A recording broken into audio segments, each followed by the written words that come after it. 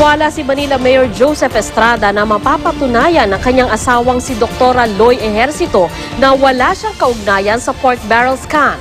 Pero ayon kay Ejercito, nananatiling tikom ang bibig sa issue. Samantala, nabigay kanina ang mag-asawa ng orange cards para sa libreng pagpapagamot ng mga mahihirap na Manilenyo.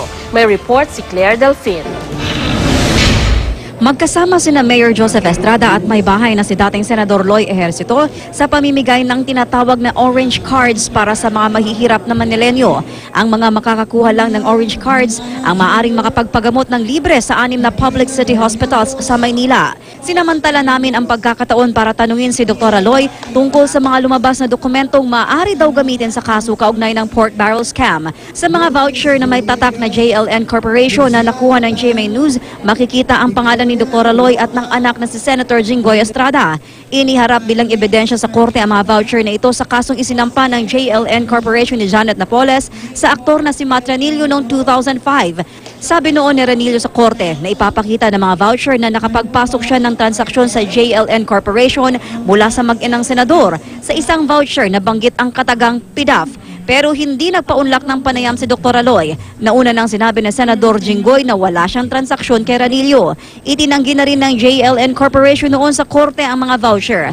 Ipinakita nila ang mga totoo daw na voucher na may parehong numero na para sa ibang tao. Wala ang mga pangalan ni na Dr. Loy at Jinggoy. Naniniwala naman si Mayor Estrada na maipagtatanggol at malalampasan ng asawa ang pagkakaugnay sa pangalan nito sa issue ng PDAF. They show it, no problem. Oh, I think she can defend herself. Just like Jinggoy. Can defend himself. Tungkol naman sa pinamamahagi niyang orange cards sa mga Manilenyo, sinabi ni Erap na ito raw ang sagot sa anyay na abusong sistema sa libreng pagpapagamot.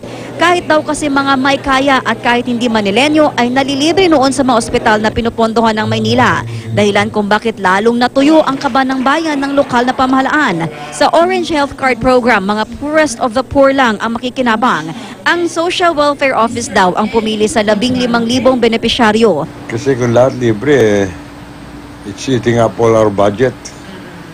Ang mga nakatanggap ng orange card, tuwang-tuwa. Malaking tulong sa aming mga anak ko. Lalo ako maraming sakit, maraming nararamdaman. Nalilibre ako. Malaking bagay na po para sa amin mga mahirap. Kasi para sa amin, panggastos pa sa ospital, pagkasakit namin, mahirap po talaga maghanap ng pera. Claire Delfin, GMA News.